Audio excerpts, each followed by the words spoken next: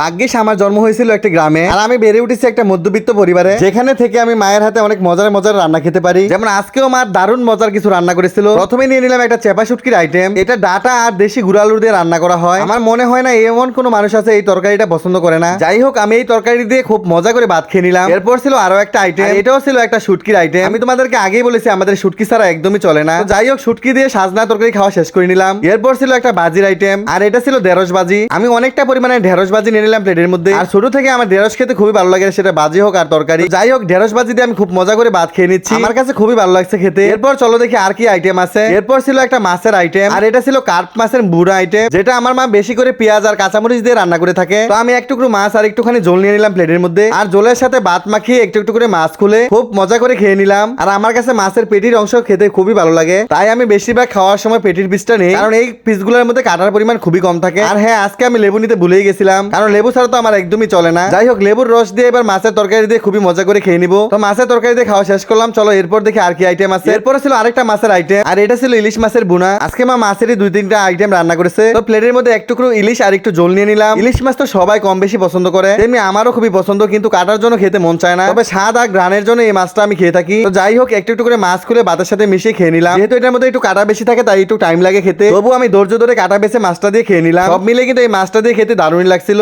এরপর চলো দেখি আর কি আইটেম ছিল। এরপর ছিল একটা ঝোলের তরকারি আইটেম। এই তরকারিটা ছিল পুঁইশাকের আলু দিয়ে একটা ঝোল, যে তরকারিটা আমার শিং মাছ দিয়ে রান্না করছে। তো আমি এক টুকরো মাছ সহ অনেকটা পরিমাণে পুঁইশাকের তরকারি নিয়ে নিলাম। পুঁইশাক খেতে যে আমার কি ভালো লাগে সেটা তোমাদেরকে বলে বোঝাতে পারবো না। আর আলু দিয়ে এইভাবে রান্না করলে তো খেতে খুবই ভালো লাগে। তো যাই হোক, একটু একটু করে মাছ খুলে আমি পুঁইশাকের সাথে ভাত মিশিয়ে খেয়ে নিলাম। আর আজকের তরকারি রান্নাটা কিন্তু দারুণ মজা ছিল। একদম শেষ পাতে ছিল টমেটোর খাটা, আর এই টমেটোর টক দিয়ে অনেক পরিমাণে ভাত খাওয়া যায়। এই টকের কালারটা যেমন দেখতে সুন্দর, খেতে অসাধারণ। অলরেডি আমার পেট ভরে গেছে, নয়তো আরো ভাত নিয়ে খাটাই দিয়ে খেয়ে নিতাম। তারপরে এখানে অনেকটা পরিমাণে খাটাই নিয়ে নিলাম, আর বেশ মজা করেই আজকে খাওয়াটা শেষ করে নিচ্ছি। আশা করি আমার ভিডিওটা তোমাদের কাছে ভালো লেগেছে। ভালো লাগলে একটা শেয়ার করে দিও। আজ এই পর্যন্ত, সবাই ভালো থেকো, আল্লাহ হাফেজ।